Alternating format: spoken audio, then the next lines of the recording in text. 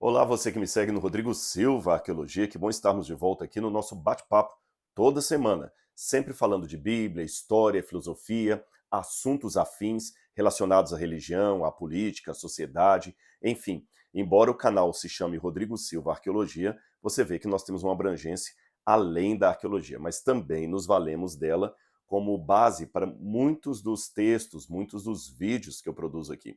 Afinal de contas, o que eu quero é que você conheça cada vez mais a Bíblia Sagrada e tudo que tem relação direta ou indireta com ela. E se você não é inscrito no canal, está aqui o nosso convite. Se inscreva, ative o sininho de notificações, assim você vai ser sempre informado quando eu colocar um vídeo novo aqui. Mande também para a gente os seus comentários. Eu vou procurar agora, estou fazendo um esforço para responder alguns comentários ali, para interagir mais com vocês, tá bem? Promessa. Então vamos ver aí se a gente consegue interagir mais com vocês, tanto aqui como no Instagram. Então siga a gente também lá no Instagram. Eu estou aos pouquinhos arrumando o escritório, não está tudo pronto não, ainda tem que arrumar aquela parede dali, tem que pintar, tem que terminar a parte do gesso, mas já estou muito animado, está ficando muito bonito isso aqui, e eu espero que vocês gostem, porque é aqui que nós vamos gravar os nossos vídeos. Uma parte dos livros já está ali, uma outra parte nem coube aqui, eu vou ter que colocar num outro cômodo da casa, tá bem? Mas hoje eu queria falar com vocês um pouco sobre quanto custava a produção de um único livro na época do Novo Testamento. Muitas pessoas leem a Bíblia e às vezes não têm a noção de qual foi o preço que os apóstolos, que os escritores do Novo Testamento e também do Antigo, por que não, pagaram para que esse livro maravilhoso chegasse até nós. Então eu resolvi registrar isso aqui para vocês, tá bom? Colocando, é claro, um desafio inicial. Não foi Paulo que escreveu a maior parte das epístolas que levam seu nome. Aí você fala, mas como não? Eu sempre soube que foi Paulo. Paulo. Bom, vamos com calma e você vai entender todo o processo. Vamos começar então pela primeira epístola de Paulo, vamos colocar assim, de Paulo, que aparece aqui no Novo Testamento. A carta aos Romanos. A carta aos Romanos, ela está aqui no início, logo depois do livro de Atos dos Apóstolos, e quando a gente chega no final da carta de Romanos, você tem essa notação aqui, que alguns já perceberam, outros não. Romanos capítulo 16, versículo 22. Diz assim: Eu, Tércio, que escrevi essa carta, mando saudações no Senhor. Espera aí. Eu, Tércio, que escrevi essa carta, quem seria esse Tércio? Não foi então Paulo que escreveu Romanos? A resposta é claro, não, não foi Paulo que escreveu Romanos. Mas calma, ainda assim eu digo que Romanos foi de autoria do apóstolo Paulo. É porque, de acordo com muitos estudos do passado, sobre como os livros, as cartas, os tratados eram redigidos, os discursos, normalmente para essa tarefa de escrever o texto, usava-se um secretário, um copista, um amanuense, como eles diziam, alguém que redigia à mão o que o outro escrevia. Então, no tempo do apóstolo Paulo, nos tempos de Roma, não era necessariamente um sinônimo perfeito a palavra autor e escritor. Hoje, nós temos o ghostwriter, que é um escritor anônimo que escreve e coloca o nome, às vezes, de alguém famoso. Existe isso em algumas editoras. Mas não é disso que eu estou falando. O secretário, na época de Paulo, na época do pessoal que viveu no tempo romano, era alguém que facilitava a produção de um texto. Eu vou explicar para você.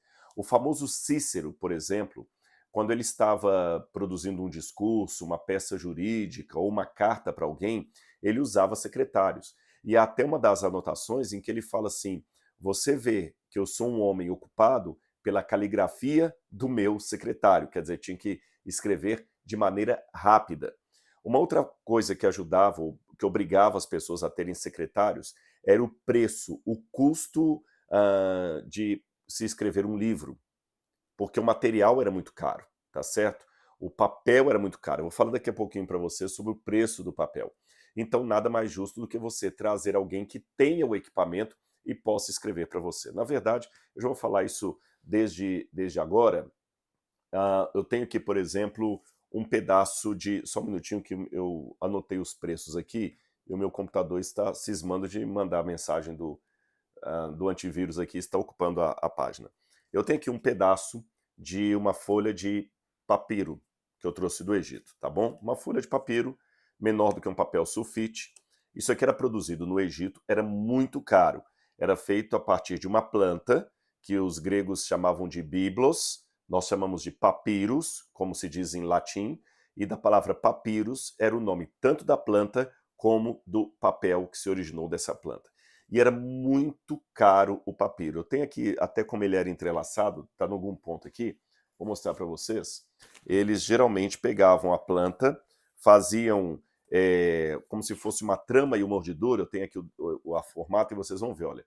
Pegava, colocava uma parte assim, depois deixava isso prensado por dias até que virasse um papel desse jeito.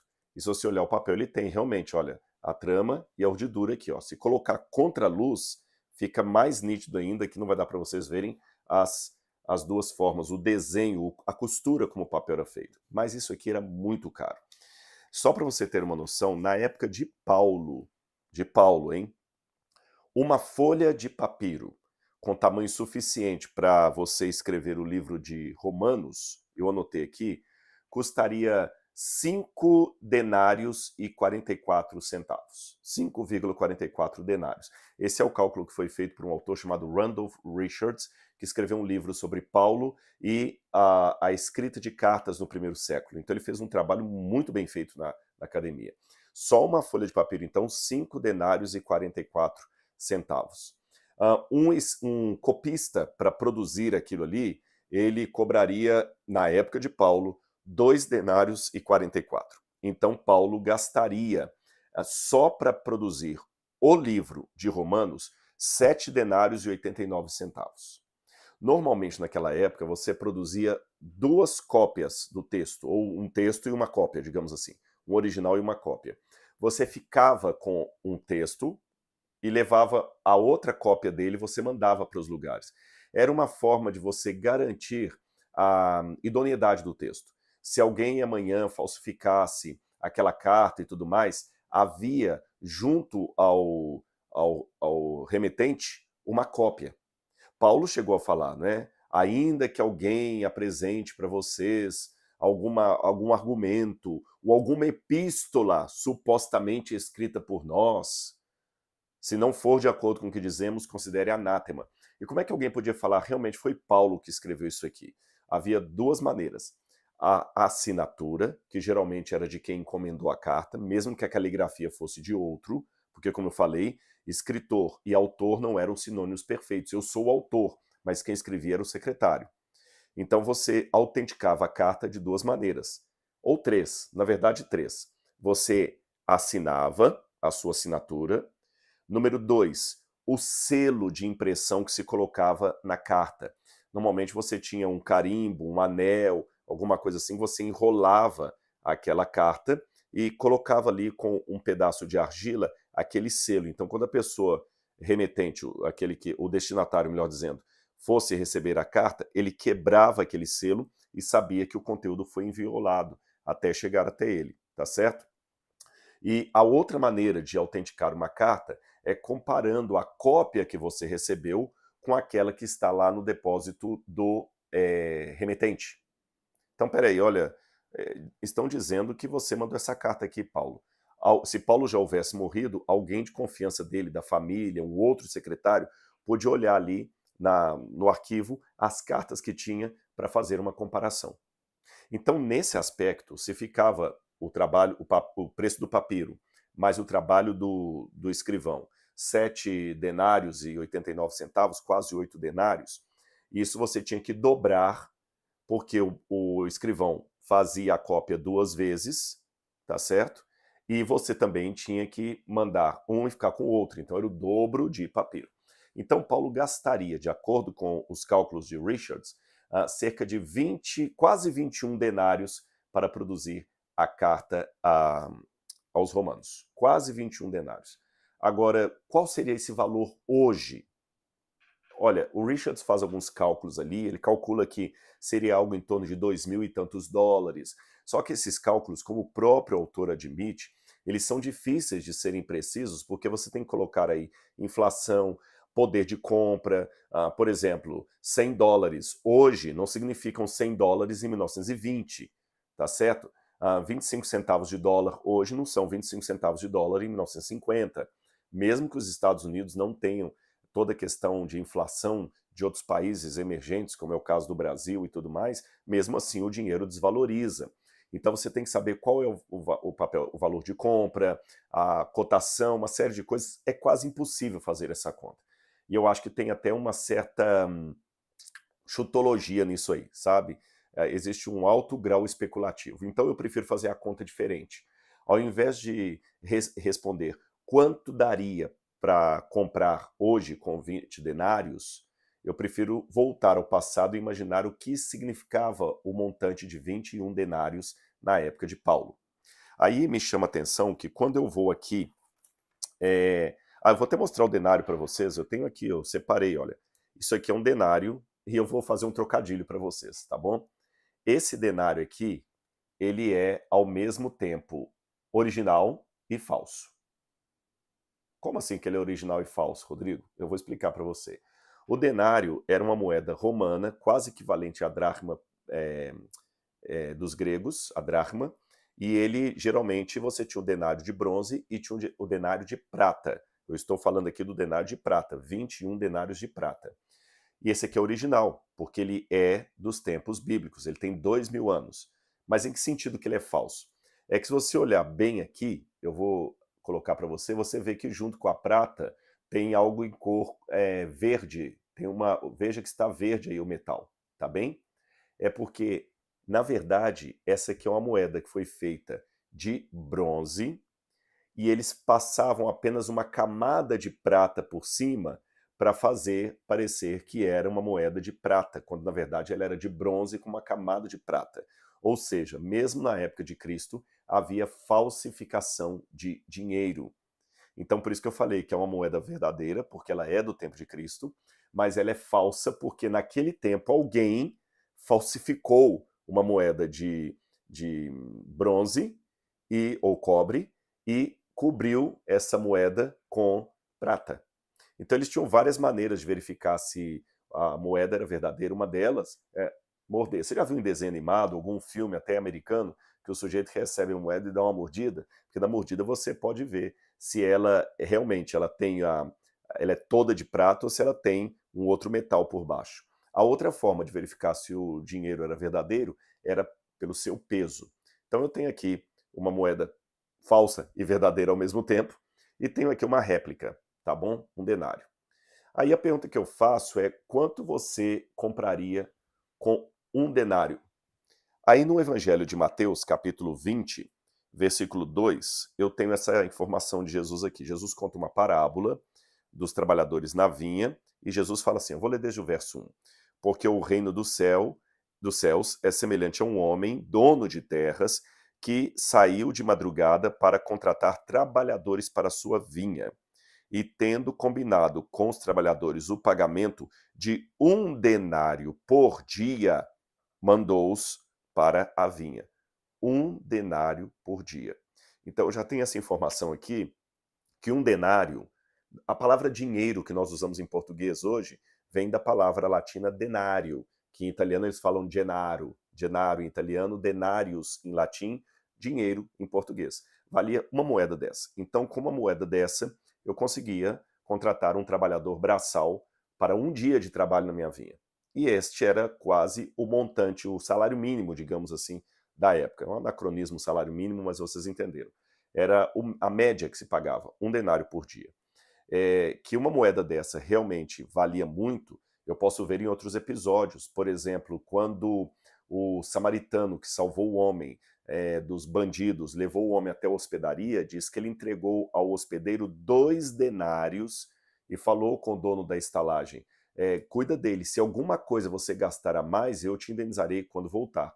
Ora, para você deixar um homem ferido no hotel e falar o seguinte, olha, cuida dele, o que ele precisar e você paga, para pagar a hospedagem, mais o tratamento médico, aquele homem ficar recuperado e ir embora, porque 2 denários valiam muita coisa. Você tem também uma outra parábola de Jesus, de uma mulher que tinha 10 moedas de prata, 10 denários, ou 10 dracmas, que o denário e a dracma valia praticamente a mesma coisa, e ela perdeu uma única moeda, varreu a casa desesperada até encontrar essa moeda. Então você vê que uma moeda dessa tinha muito valor. Agora raciocine comigo. Se a produção de Romanos custou, na época de Paulo, 21 denários, significa que a pessoa tinha que trabalhar 21 dias para produzir apenas uma carta do Novo Testamento. E 21 dias trabalhando, isto sem gastar o seu salário com absolutamente nada. Ele tinha que guardar 100% do seu salário durante 21 dias. Imagine você aqui no Brasil, que nós ganhamos por mês, você pegar 21 30avos do seu salário, não gastar nem um tostão, para com esse montante, mais de 2/3, você conseguir comprar um livro, ou melhor, uma carta, como a carta de Romanos, tá bom? Que tem ali 979 linhas no original grego. Então era muito cara a produção de um livro. Eu tenho até uma cópia aqui de um manuscrito, como ele era produzido. Eles escreviam com letras gregas. Eu tenho aqui uma cópia, por exemplo, do texto de Lucas, do Codex Vaticano, tá bom? Eu acho que ele vai aparecer para vocês aí espelhado, né? O Evangelho de Lucas, eles colocavam assim, em colunas, escreviam tudo muito certinho, porque você tinha que economizar espaço ali, o papel era muito, muito caro. Por isso que as pessoas não tinham normalmente papel em casa, quando elas queriam escrever uma carta. Ah, e com detalhe, isto foi aumentando, houve inflação galopante na época de Roma. Só para você ter uma noção, se na época de Paulo custava 5 denários e 44 centavos a produção de uma carta, como a carta de Romanos, nos tempos do imperador Domiciano, aquele que mandou João para a ilha de Patmos, isto era muito mais caro. E na época de Diocleciano, mais caro ainda. Na época de Diocleciano, do quarto século, um escriba, um copista bom ali, cobrava 25 denários por cada 100 linhas que ele copiasse. Então era mais caro ainda. Tanto é que Diocleciano teve que colocar um limite ali naquele preço galopante para não ficar tão caro assim. Bom, já que eu coloquei isso para você, você deve imaginar que as pessoas também não podiam se dar ao luxo de ter rascunhos. Você não podia simplesmente pegar um papel e embolar e jogar no lixo. Ah, vou começar de novo. Então, tire da sua cabeça aquela imagem de Paulo sentado num escritório com uma pena, escrevendo calmamente, pingando lá, escrevendo. Não, isso não existiu. Para começo de conversa, eu já falei aqui que ele usava secretários, como era o caso aqui de Técio, que escreveu a carta aos romanos. Então, como é que eles escreviam o rascunho ali, já que não podia raspar, nem você não ia danificar um papiro? Bom, o critério que tinha era usar uma tabuleta de madeira, como essa que eu tenho aqui, tá bom? Eles colocavam tiras de couro aqui, e dentro da tabuleta você vai ver que tinha um espaço aqui, ó, oco. O que eles faziam nesse espaço? Eles passavam uma camada de cera. Passavam uma camada de cera. E nessa camada de cera, o copista ia anotando o que o outro ia ditando. Então você tinha alguns tipos de ditados que eram verbatim, palavras por palavras.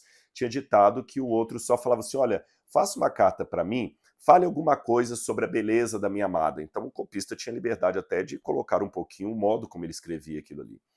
E havia também aqueles copistas muito bons que tinham técnicas onde ele conseguia escrever na cera à velocidade que o outro estava falando. Lembra o Cícero que disse assim, pela caligrafia do meu secretário você vê, por que a caligrafia, se eles usavam essa tabuleta? É porque depois daquilo ali ele tinha que passar imediatamente para o papel. Não podia demorar muitos dias, mas vamos com calma, ainda estou na parte da redação. Então, se eu estava escrevendo uma carta para um amigo, vamos supor, eu escrevo assim, vamos supor um amigo chamado Antônio, e eu falo assim, olá, querido Antônio, como estão as coisas? Como está a sua família? Como estão seus filhos? Como está o trabalho e tudo mais? Então eu ia falando e o copista ia usando uma técnica que a gente chama de taquigrafia. O que é a taquigrafia? Você consegue, com um símbolo, resumir uma palavra. Com um sinal gráfico, você reduz quase uma letra, uma sílaba, uma frase inteira. Então, com essa técnica de redação por taquigrafia, ou seja, o copista não escrevia aqui com as palavras exatas, senão demoraria muito. ele ia escrevendo com sinais, que só um escriba conseguia ler. Seria mais ou menos como os jornalistas faziam no passado, que quando ele estava numa coletiva de imprensa, não havia gravador, não havia internet, não havia câmera, o que ele fazia? Ele tirava daqui do chapéu, não sei se vocês já viram esses filmes antigos em que repórteres são mostrados com um chapéuzinho, um chapéu coco, e ele tira daqui do chapéu um pequeno bloquinho de escrita, se eu tivesse um aqui eu mostraria para vocês, e uma caneta, e começa a anotar o que o presidente está falando, o que o secretário está falando. Ele está usando taquigrafia, porque ele anota em tempo real, ou nos tribunais, quando uma pessoa ia anotando tudo que estava sendo dito ali para ir para os autos. Pois bem, depois que o copista anotava tudo isso aqui, aí a pessoa que contratou a carta pedia para ele ler. Ele lia, você escreveu aqui, meu amigo Antônio. Aí você fala, não, peraí, meu amigo está muito impessoal. Não, eu quero tratá-lo com um pouco mais de formalidade. Tem muito tempo que nós não nos vemos. Coloque assim, prezado Antônio. Então, o estilo de caneta que o secretário usava para produzir isso aqui, chamada estilos, ela virava e virava quase um estilete. Ele raspava a cera, onde estava a palavra amigo, e por cima ele escrevia prezado. Tranquilo. Lia de novo, eu concordei, ele fechava a tabuleta, levava para a casa dele. Quando chegava na casa dele, ele transcrevia tudo que estava na tabuleta para um pedaço de papiro. Aí ele trazia aquele papiro para mim, eu pagava para ele o valor que lhe devia, e aí tinha o trabalho agora de mandar isso para alguém. Mas depois que eu lesse, se eu fosse uma pessoa letrada, como era o caso de Paulo, eu costumava às vezes assinar embaixo aqui com a minha própria letra, para que as pessoas vissem que a carta realmente era minha, tá certo? Eu assinava com a própria letra. Então você tem aqui, por exemplo, olha, vou ler para vocês Colossenses capítulo 4, versículo 18. Olha o que diz aqui, Colossenses capítulo 4, versículo 18. Olha como Paulo escreve aqui, ó. A saudação é de punho próprio. Paulo, tá vendo? Ó? A saudação é de punho próprio. E a gente tem alguns textos, eu até preguei no NASP esses dias e mostrei uma página dessa, eu não vou mostrar para vocês aqui, que seria no computador. Eu ainda quero no futuro fazer os meus vídeos ficarem melhores aqui com uma pequena edição, que quando eu fizer referência a um objeto, vocês possam ter ainda a foto dele. Mas nós estamos caminhando, tá bom? Nós estamos caminhando. O conteúdo, eu sei que vocês estão gostando, que vocês estão aqui assistindo, né? Então, nesses manuscritos que eu mostrei quando eu preguei aqui no NASP, você tem um manuscrito grego antigo e você tem duas, às vezes três tipos de letras diferentes. Mesmo quem não sabe ler grego, percebe que a caligrafia do começo é diferente da caligrafia que está embaixo. Porque a pessoa, às vezes, contratava o escriba. Por que ele mesmo não escrevia na casa dele? Bom, é como uma pessoa que entende de mecânico, mas quando o carro dá problema, ele tem que levar na oficina, porque ele entende de mecânica. Mas ele não tem as ferramentas do mecânico. Então, mesmo entendendo de mecânica, ele leva o carro à concessionária, à mecânica, para resolver o problema lá, porque não tem nem instrumentos para tirar aquele motor, para desfazer aquela roda. Eu tenho amigos assim que entendem tanto de mecânica que o sujeito lá da oficina não vai enganá-lo, mas ele não tem como fazer o serviço em casa. Então ninguém tinha em casa um estoque de papel, de caneta, de tinta, que também era caro. Então você tinha que contratar alguém para produzir tudo isso, alguém que já viesse com o equipamento. Então você vinha, a pessoa escrevia e você anotava apenas o finalzinho ali, como Paulo falou, a saudação é de punho próprio. Tem até uma parte aqui também em Gálatas, que Paulo fala com os Gálatas o seguinte: veja com que grandes letras eu escrevo a vocês. Gálatas capítulo 6, versículo 11. Paulo escreveu assim, ó, vejam com que letras grandes eu escrevi a vocês de próprio punho. Tem uma carta, inclusive, um líbelo da perseguição na época de Décio, que ele traz a carta escrito e tem assinado por um certo Hermas, e as letras são fininhas assim, mas quando o teu nome é Hermas, ela está escrita desse tamanho. Às vezes era uma forma de não deixar linhas órfãs, você escrevia grande ali, e depois tinha um comentário do Hermas embaixo. Então a assinatura nem sempre vinha no final, vinha ali, ó, a partir daqui estou assinando que fui eu que escrevi. Aí ele faz ali a saudação final. Não foi só Paulo, não. Se você olhar 1 Coríntios capítulo 5, versículo 12, 1 Coríntios capítulo 5, versículo 12, você vai ver um outro personagem, 1 Coríntios não, 1 Pedro 5, versículo 12, você vai ver uma outra citação também de outro autor do Novo Testamento, agora Pedro, 1 Pedro, que também usou um secretário. 1 Pedro 5, verso 12 diz assim: por meio de Silvano, que considero um irmão fiel, escrevo para vocês de forma resumida, exortando e testemunhando que esta é a genuína graça de Deus. Continuem firmes nessa graça. Então, a carta de Pedro, 1 Pedro, também foi escrita por Silvano. Bom, você vê que custou muito a produção dos livros da Bíblia Sagrada. Mas não foi só esse custo financeiro, não. Houve um outro custo maior. Para que a Bíblia chegasse até nós, muitas pessoas tiveram que pagar com a própria vida, porque a Bíblia foi o livro mais perseguido, destruído e proibido de toda a história da humanidade. Nenhum outro livro jamais produzido por seres humanos teve tantos senões, tanta violência, tanta proibição, tanta perseguição, tanta tentativa de destruição, e mesmo assim, é o livro mais bem preservado do mundo em termos de cópias manuscritas. Só para você ter uma noção, de todos os clássicos da humanidade, o que tem a maior quantidade de cópias é a Ilíada de Homero, que tem umas 1.600 cópias aproximadamente. Alguns falam de 2.000 cópias, mas oficialmente eu sei que são 1.600. Os outros, você tem 5 cópias, 2 cópias, como as Guerras Gaulesas, como a Ética Nicômaco de Aristóteles. Você tem 2 cópias gregas, 3 cópias. Só do Novo Testamento, nós temos mais de 5.800 cópias. Curioso, o livro que foi mais destruído foi o que mais bem preservado, o que foi mais bem preservado. Olha que paradoxo da história. E, ao mesmo tempo, nenhum desses outros clássicos da humanidade, em que pese o valor dos livros, eu ainda os tenho aqui, gosto do livro de papel, não apenas do livro virtual, do e-book. Eu tenho o e-book, eu leio o e-book, mas eu também leio o livro em papel, mas em que pese todo o resultado positivo dos livros, da educação, do conhecimento, nenhum transforma tanto as pessoas quanto a Bíblia Sagrada. Tá certo? Que você joga uma Bíblia numa penitenciária e daqui a pouquinho tem uma capela funcionando lá dentro, repleta de ex-drogados, ex-traficantes, ex-assassinos, ex-viciados em drogas. Ou seja, o livro foi escrito por homens, mas a autoria é, acima de tudo, divina. De certa forma, eu comecei esse vídeo falando que Paulo não escreveu as cartas das quais ele era autor, e posso terminar também colocando outro paradoxo.